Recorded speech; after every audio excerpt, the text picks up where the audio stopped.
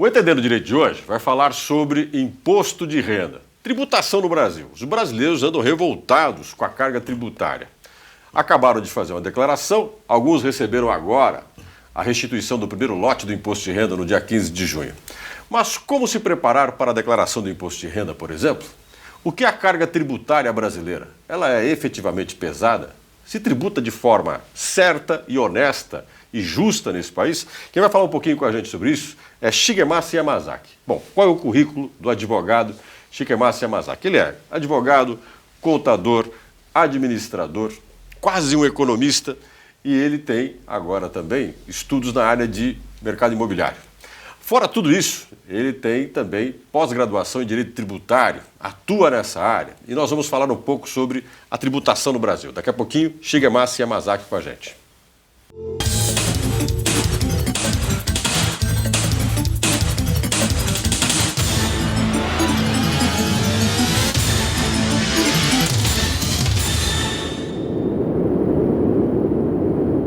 O Entendendo o Direito de hoje tem a honra de receber Shigemasa Yamazaki, que tem uma história fantástica, uma grande quantidade de diplomas. Parece que o senhor adora estudar e gosta muito disso. Perfeito. E a nossa conversa de hoje é sobre tributação. Declaração do imposto de renda. Alguns brasileiros receberam a restituição no dia 15 de junho. Temos até o dia 15 de dezembro, se não me engano, são 7 restituições. Sim. Esse país, quando se fala em restituição de imposto de renda, o brasileiro também paga mais do que recebe.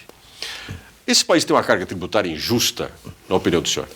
Eu diria que tem uma carga tributária injusta e um tanto pesada. Porque, segundo vários institutos, alguns classificam em 36, 36,5% e alguns 37% a carga tributária em relação ao PIB. Ou seja, de todo o produto interno bruto do país, significa que 37% representa tributo. Isso é muito caro, é muito caro em comparação com outros países? É muito realmente pesado. Não é a carga tributária mais elevada, porque nós temos o caso da Noruega, Suécia e outros países, que chega a ter 45%, 46%. Entretanto, a grande diferença é que o nosso país tem uma carga relativamente das mais altas, mas tem uma questão que nós chamamos de IRBs, que é o Índice de Retorno de Bem-Estar Social.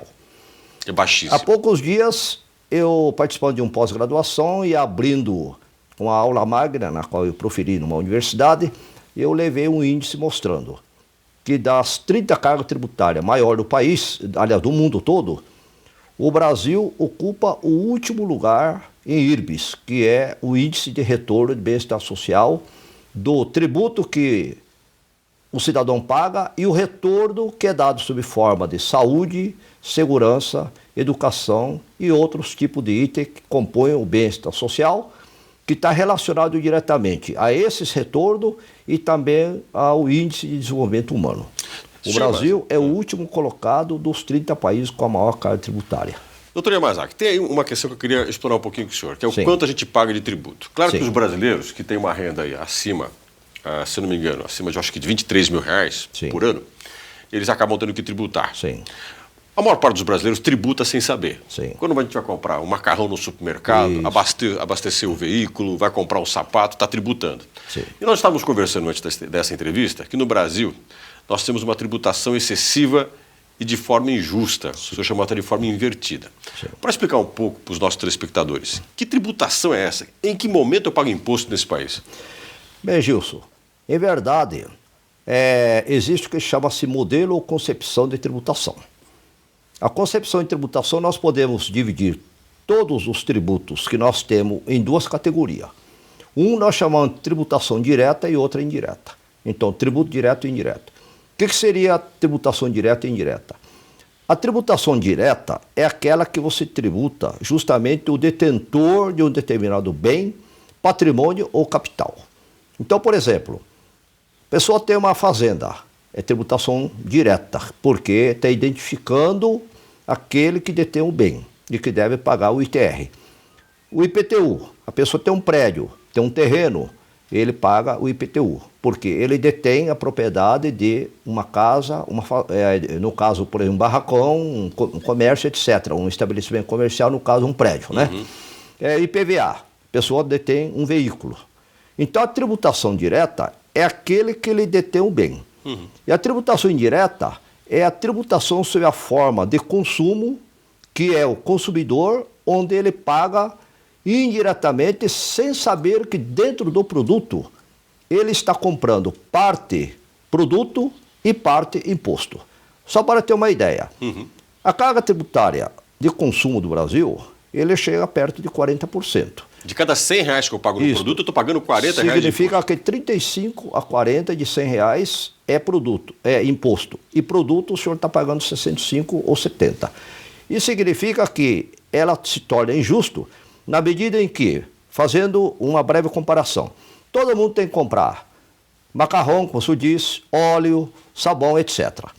Na hora que o senhor compra o sabão, de R$100, o senhor está comprando 65 de mercadoria, de sabão, e 35 ou 37, 38 de imposto. Então, a mercadoria mesmo custa 65.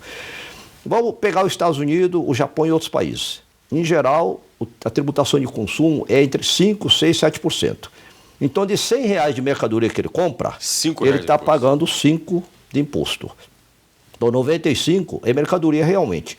No Brasil, se nós tributássemos da mesma maneira, o senhor aumentava o poder aquisitivo da população. Significativamente, por sinal. Deu para perceber, sim, né? Porque em R$100 ele compra efetivamente 65 de mercadoria e 35 de imposto, que ele está pagando indiretamente para o governo. Então a gente paga mais imposto indireto do que se paga imposto direto. Não há dúvida. Então a carga tributária direta representa, de R$3 arrecadado, representa 2. E o imposto direto representa 1. Então, na verdade, 2/3 da carga tributária brasileira é pela tributação indireta, chamada tributação de consumo. E 1/3 é a tributação direta. Ou seja, quando a tributação direta é maior, você está tributando mais os que detêm maior riqueza. Então, a contribuição tributária maior seria dos que foram beneficiados, ou pela sorte, pela competência, mas detêm maior riqueza. No Brasil, é uma inversão, de forma indireta, e, digamos assim, não falo camuflado, mas sem conhecimento da população, em média, ele paga mais imposto do que aquele que tem mais riqueza. Eu vou dar só um exemplo.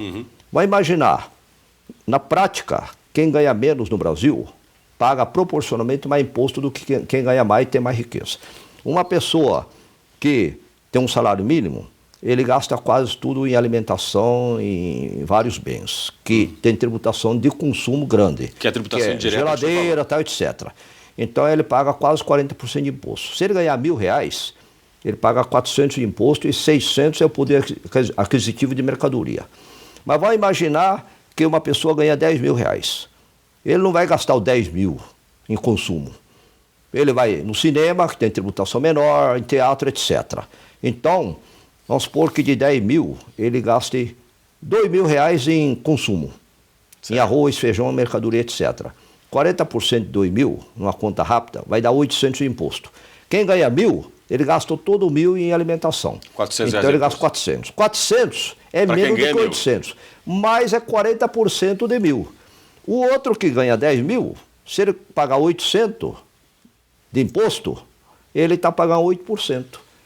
Então deu para perceber que quem ganha mais, proporcionalmente, paga menos imposto do que quem ganha menos. Estou conversando com o Shigemasa Yamazaki, daqui a pouco a gente volta para o nosso segundo bloco, e nós vamos falar um pouquinho sobre o imposto de renda. Para muita gente, um vilão o imposto de renda. Muitos consideram extremamente injusto. A nossa pergunta para o seu Shigemasa daqui a pouquinho é, ele é realmente injusto? Qual que é a estrutura tributária que está por trás, a lógica tributária do imposto de renda? E quais são as injustiças e as formas que a gente tem que se preparar para declarar o imposto de renda. Daqui a pouquinho a gente volta.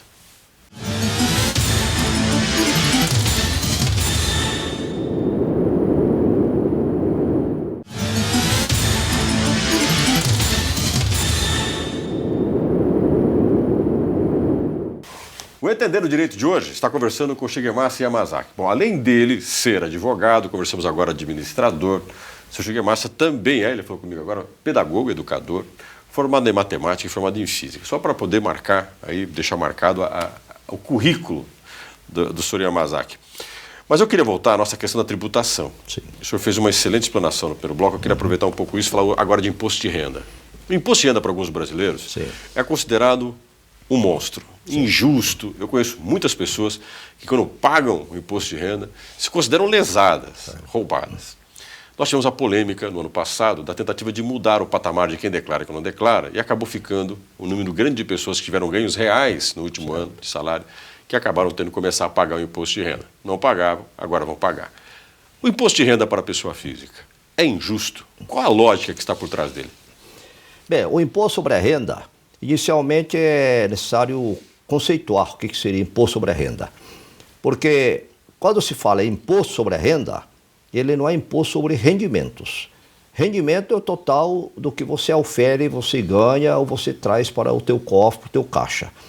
Sobre a renda, significa que, auferindo um valor de rendimento e tirando as despesas para poder adquirir isto aí, o que sobra, digamos assim, do que ofere menos a despesa e o que é necessário para oferir, sobra a renda. A renda, em tese, seria uma espécie de lucro. Tá, então deixa eu tentar entender.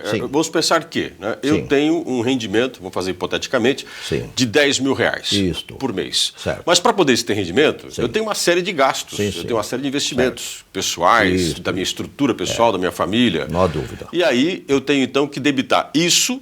Desses 10 mil, e vamos supor se sobrou 6 mil. Isso, daí tributaria os 6. Essa é a minha renda. Isso é renda. Mas não é isso que acontece aparentemente. Então, na teoria seria isso. E antigamente era mais, vamos dizer, correto concepção. Eu declaro imposto de renda há mais ou menos há 40 e quase 50 anos, e eu me lembro muito bem, antigamente nós podíamos, por exemplo, deduzir o aluguel, porque para você trabalhar e morar, se você paga aluguel e não tem casa, podia deduzir o aluguel.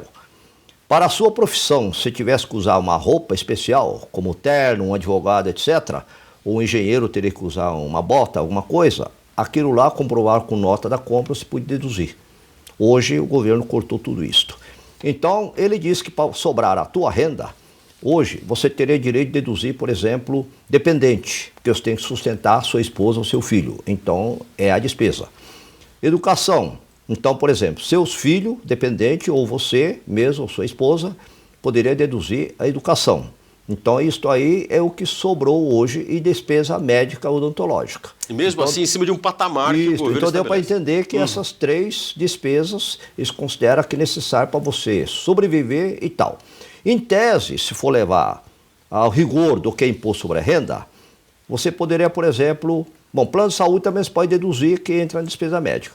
Mas, por exemplo, hoje você tem que pagar segurança, às vezes, na sua casa. Combustível no automóvel, por exemplo, você precisa deslocar. Então, isso aí, em tese, combustível, se você trabalha como vendedor, é claro, hoje é possível você fazer o chamado livro caixa. Mas, por exemplo, você vai dar aula, você é professor, às vezes você tem que deslocar em algum lugar, em outra cidade. Em tese, poderia ter que poder deduzir. Mas o imposto de renda, o nosso modelo de hoje da Receita Federal do Brasil, somente você deduz médico, dentista, plano de saúde, também deduz o dependente, que é a manutenção da sua família, né? Da unidade familiar, e também você vai deduzir a educação. Então deveria se chamar imposto de renda, imposto sobre receita. Na verdade é sobre o rendimento, né? Praticamente. Quase que é uma mini renda, né? Não é bem, deu para entender, né? Agora, só que também essas deduções também é muito criticado. Por quê? A única coisa que você pode deduzir, efetivamente, o que você gastar, no total, é a despesa médica, odontológica e plano de saúde. Que você comprovar que você gastou 10 ou 15 mil para manter sua saúde, você pode deduzir tudo. Mas, por exemplo, educação. Educação, você está limitado este ano agora de 2015 a R$ 3.560. Se você gastar 6 mil de mensalidade, você não pode deduzir 6 mil. Você gastou 6, mas está limitado a 3.560. Uma outra injustiça. Vamos imaginar, Gilson, que você tem 3 filhos. Um filho você gasta 5 mil, o outro você gasta 3 e o outro você gasta 2. Porque um está no pré, outro está, né, no segundo grau e assim diante, outro está na universidade. Aquele que você gastou 6 mil, você pode deduzir 3.560, que é o limite. Aquele que você gastou 3, você só pode deduzir 3 que você gastou. Você não pode compensar com os 6 que você gastou a mais.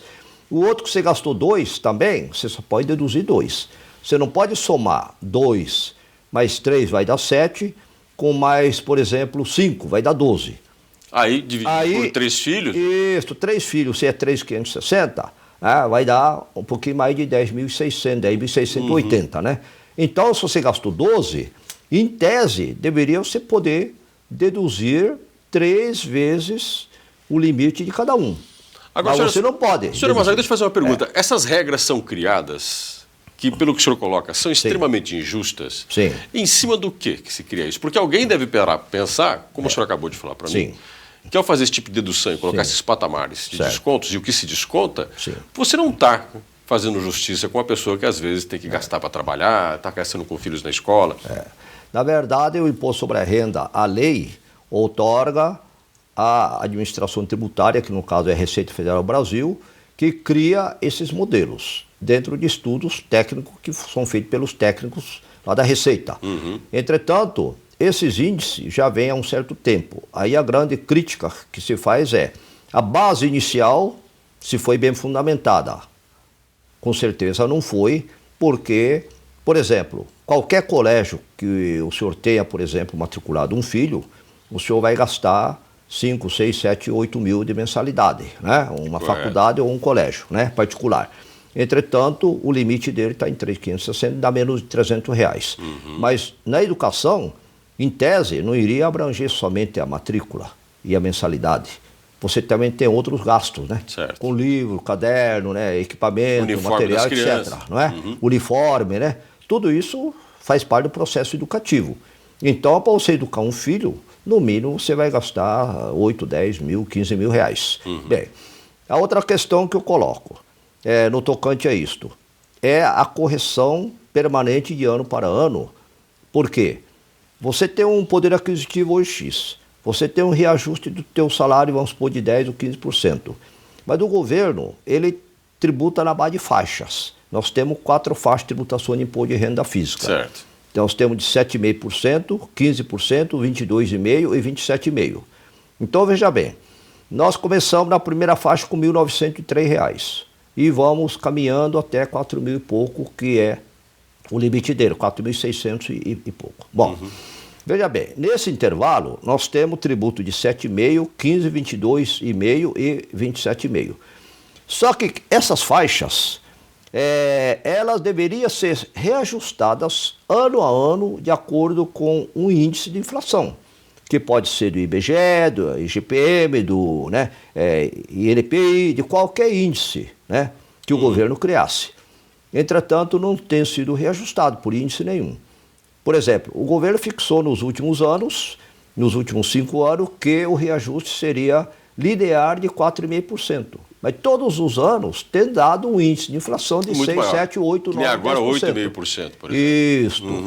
Mas o ano passado mesmo, para esse ano, foi dado 4,5%. Aí houve uma briga danada para conseguir ir para 6,5%. Então significa que o governo, pela lógica que o senhor está apresentando, ele é um dos maiores agentes de perda de rendimento por parte das pessoas. Na verdade, esta forma de tributação faz com que haja, na verdade, um aumento da carga tributária indireta e haja, na verdade, a perda de poder aquisitivo da população. Haja visto que é o seguinte, uma pessoa, por exemplo, que fosse num ano e ganhasse um rendimento X, então ele ganhasse, um exemplo, R$ 1.800. Se ele tiver tido, vamos dizer, 10% de acréscimo no salário dele, de 1.800, ele foi para 1.980. Aí, vamos imaginar que, num determinado instante, só para ter uma ideia, quer ver, ó, o rendimento do ano passado era isento até R$ 1.793. Então, alguém que ganhasse 1.790 estava isento, não pagava nada de imposto de renda. Aí, se ele tiver tido 10%, ele passa 10% de 1.793, ele vai para 1.979 por aí, quase 1.980. Hoje, com 1.903, já é tributado. Como ele passou de 1.990, ele passa a pagar imposto, porque ele ganhava 1.790 e hoje ele passa a ganhar 1.980, por exemplo. 1.903 já é tributado. Ou seja, para ele teve perda de renda, porque com essa tributação ele foi enquadrado. Uma perda de poder aquisitivo, por quê? Antes ele não pagava imposto nenhum. Então, na verdade, era melhor ele continuar ganhando 1.790, né? E não aumentar a mercadoria, nem índice, nem nada, né? E não aumentar o salário, mas também ele continuar. Agora, do jeito que está, ele teve um aumento, teoricamente, de 10%, mas como o governo não reajustou a faixa, ele teve uma perda. Passou a pegar ele como uma pessoa que tem que sofrer tributação. É como se ele tivesse sido erguido de categoria, de classe social. Isso, né? Sem falar que ele teve, ele continua tendo aquilo que ele tinha antes, que é uma tributação indireta, que o senhor falou. Toda vez que ele for fazer alguma compra no mercado, alguma coisa, ele está pagando imposto. Não há dúvida alguma. Como eu disse, a tributação indireta é a pior tributação que existe no mundo. E eu só diria o seguinte, o Brasil tem uma tributação invertida na concepção. A maioria dos países do mundo, em que os países progrediram e houve distribuição de renda para a população, eles têm uma tributação, o senhor pode verificar, através de tributação indireta, a mínima possível. Porque a tributação indireta é a mais perniciosa e chamada regressiva. Regressiva significa que regride e pega em cheio a sociedade e é obstáculo para o crescimento. Porque, veja bem, como eu dei aquele exemplo lá, por exemplo, de uma pessoa compra R$1.000, outro 5.000, outro 10.000. A tributação indireta fosse baixa, ele teria maior poder aquisitivo. Então, por exemplo, se o senhor comprar um pacote de arroz a R$10, e aqui no Brasil, o senhor estará comprando R$6, R$6,50 de mercadoria e R$3,50 de imposto. Mas o senhor consome 3 pacotes, vai continuar consumindo 3. Mas se fosse lá nos Estados Unidos, no Japão, o senhor, com R$10, o senhor compraria um pacote e meio de arroz. Não um pacote só. Porque um pacote de arroz está custando 6 de mercadoria. Certo. Com R$10, o senhor tem R$9,50 de mercadoria. Então daria para comprar, não um pacote de arroz, um pacote e meio. Então o senhor compraria só 2 pacotes. Na verdade, com 20, o senhor compraria 3 pacotes, né? E aqui no Brasil, aqui o senhor tem que gastar 30. Né? E esse 10 que sobra, o senhor poderia investir em educação, em bens domésticos, investir em compra no futuro num terreno à prestação, né? Adquirir bens, melhorar a qualidade de vida, né? Uma poupança, né? Então, na verdade, através da tributação justa, o senhor faz justiça fiscal e social. Bom, senhor Shigemasa, nós vamos para o último bloco agora. E eu vou começar o nosso terceiro bloco fazendo uma pergunta picante para o senhor. Certo. Dessas que os brasileiros ficam pensando, né? Sonegar ou não? O brasileiro sonega porque ele percebe o peso da carga?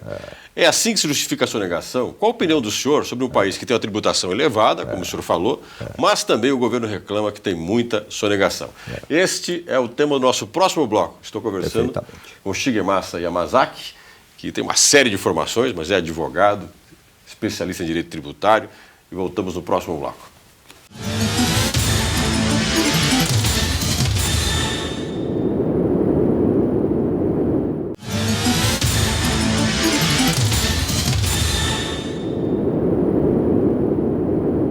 O Entendendo Direito vai para o seu último bloco. Tenho aqui a honra de conversar com o Shigemasa Yamazaki. Estamos falando sobre tributação, falamos um pouco sobre imposto de renda de pessoa física.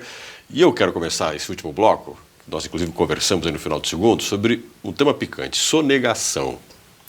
O brasileiro sonega. Sonega porque os impostos são elevados? É um mau hábito? Como acabar com a sonegação nesse país, na opinião do senhor?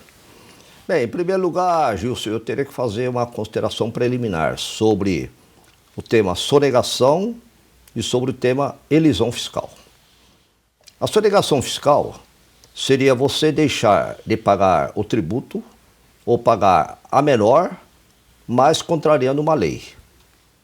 Existe também a expressão elisão fiscal, que significa você pagar menos tributo, mas dentro da legalidade e utilizando mecanismos legais que a lei permite e prevê. Então, em primeiro lugar, nós temos que fazer esta Então, uma coisa é a sonegação, a outra coisa é saber usar a lei a seu favor. Chama elisão fiscal. Elisão fiscal. A elisão fiscal é, na verdade, feita através do que se chama planejamento fiscal. E o governo anda procurando combater quem faz elisão fiscal, que dê para classificar que aquilo seria uma fraude ou um tipo de simulação. Entretanto, a elisão fiscal correta, feita dentro da lei, o contribuinte, o empresário, vai pagar menos tributo dentro da lei. Com a previsão da lei, que a lei foi feita que pode fazer esta ou aquela opção. Então, em primeiro lugar, nós temos que colocar isso. Por exemplo, as formas de tributação, o empresário pode fazer pelo lucro presumido, lucro real, pelo Simples Nacional, pelo EIRELI, são várias formas de tributação. Ele tem que saber adequar a qual delas se encaixa com a empresa dele. A sua organização, o seu limite de faturamento, forma inteligente de acordo com a atividade econômica dele, então faz parte do planejamento tributário. Muita gente desconhece isso. Desconhece, eu sempre dou várias palestras, etc., no Brasil inteiro, né? E já tive, inclusive, no Japão, fazendo palestra, na Argentina e em vários outros países sobre o sistema tributário do Brasil. No Japão, tive há pouco tempo com um grupo de empresas, né? Porque as empresas do Japão tinham interesse em vir para o Brasil, né? Numa missão de economia, né? do país. E aí, então, mostrando que a pessoa tem que, na verdade, ter essa opção e saber fazer a melhor escolha. Bom, agora o senhor me deixou curioso. Certo. Quando o senhor fala para um empresário de um outro país sobre a carga tributária brasileira, nós começamos lá no primeiro bloco falando, e o senhor mesmo falou, sobre o nosso péssimo ranking, enquanto país que tributa muito e oferece muito pouco à população. Isso. Como é que o empresário, por exemplo, do Japão, dos Estados Unidos, olham para a nossa carga tributária? Eu aproveito até para dar um comentário aqui, né, de viva voz, o seguinte. Em Osaka, eu tive a oportunidade, junto com o deputado Nishimori, de fazer uma exposição lá. O deputado Nishimori fez uma exposição genérica, etc., convidando, e eu falei sobre tributação em 3 eventos lá no Japão. Lá nós estávamos com 70 maiores empresários do Japão, as maiores empresas japonesas, Toyota, Honda e Mitsubishi, né, e outras companhias de aço, petróleo, etc. e tal. Eles são bastante discretos. Durante a palestra, etc., eles se contêm, não manifestam muito. Depois eles vêm conversar à parte. Aí, no coquetel, conversando, grandes empresários, diretores, presidentes vieram falar: doutor Yamazaki, gostamos muito, o senhor fala e muito bem, eu falo em japonês também, fala em japonês, fala em inglês, em português, tinha tradução simultânea. Realmente, o senhor fez seu papel convidando e tal os empresários japoneses para o Brasil. Mas o que eles me disseram, sinteticamente? Sabe qual a imagem que o Brasil tem aqui no Japão? Aqui nós consideramos que o Brasil é as Filipinas da Ásia, ele disse. Eu falei, estou curioso saber qual o conceito das Filipinas. Por que comparado com as Filipinas? Filipinas? Falou, as Filipinas... Aqui na Ásia, para nós japoneses, coreanos, né, que são as economias mais fortes, e agora a chinesa, né, nós consideramos um país perigoso e sem segurança. A segurança seria física, violência, assalto. Nesse sentido, também, nós consideramos que há realmente esse risco nas Filipinas. Mas a principal insegurança que nós entendemos que é a Filipina, e os empresários japoneses que foram para o Brasil nos trouxeram isto, e a imagem que vocês têm aqui no Japão, é que não há segurança institucional, organizacional e legal. Garantia de que o investimento vai ser respeitado. Aí eu falei, o que seria isso? É que aqui no Japão, nós demoramos 3, 4, 5 anos para planejar um empreendimento. Porque nós verificamos com o mínimo dos detalhes. Mas quando nós aprovamos um projeto, em um ano e meio, está pronta. A planta, a indústria, a fábrica já está funcionando. Aí nós recebemos um convite do governo do Brasil, das associações comerciais, etc., dos interessados. Nós vamos lá, aí o presidente da República, o governador nos mostra uma lei de incentivo, lei disso, daquilo. Começamos a trabalhar. Daí, 6 meses ou um ano, aquela lei que foi feita dizendo que nos dava este ou aquele incentivo, ou que tributava daquela forma, diz que não vale mais nada. Aí ele diz que dentro de 6 meses ou um ano mudou tudo. Daí mais 6 meses pode mudar tudo. Ora, qual a segurança, qual a tranquilidade do empresário que vai do outro lado do mundo, vai do Japão para lá e vai levar bilhões e trilhões de dólares, de euro e de ien, de chegar lá e daí em 6 meses tudo aquilo que foi dito não vale mais nada. Então ele falou, essa segurança institucional, legal, normativa, de respeito aos compromissos, ela faz com que gere uma insegurança e a gente fica com receio de ir para o outro lado do mundo e levar os nossos recursos financeiros. Isso é o que foi falado categoricamente por meia dúzia de empresas ao meu lado, tomando café e tomando chá. Eu tenho 1 minuto e eu queria muito que o senhor fechasse essa entrevista dizendo o seguinte, não sei se daria para fazer tudo isso em 1 minuto, mas se o senhor puder, eu agradeço. Existe uma forma desse país poder melhorar em relação à tributação? Eu diria o seguinte, primeiro, é um pouco difícil, teria que haver essa mudança de concepção para ser fator de justiça fiscal e social para a população.